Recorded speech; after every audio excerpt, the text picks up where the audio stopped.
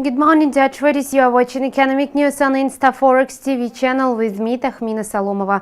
The only currency that happened to be weaker than the US dollar was the British pound. Nevertheless, bitter disappointment over the dual US labor market statistics was reflected on the cables movement. The pound-dollar pair surged by 140 pips to 1.4560 levels. However, the currency pair gapped down by 140 pips as well to open the new trading session at the 1.4380 mark. With the referendum approaching, the market participants are getting more nervous. Investors favor selling the British pound after the Daily Telegraph newspaper published results of another opinion poll. According to the data compiled by the newspaper, eurosceptics lead in the vote count.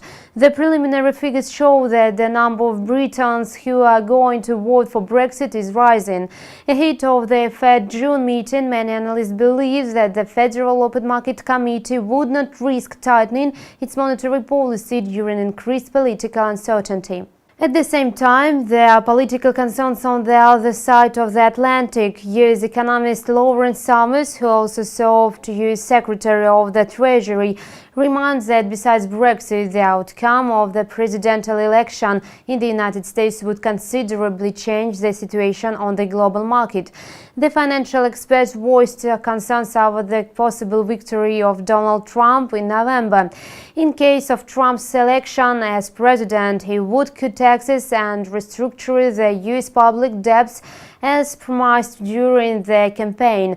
This threatens to evolve into a large-scale trade war with absolutely negative consequences for the US economy.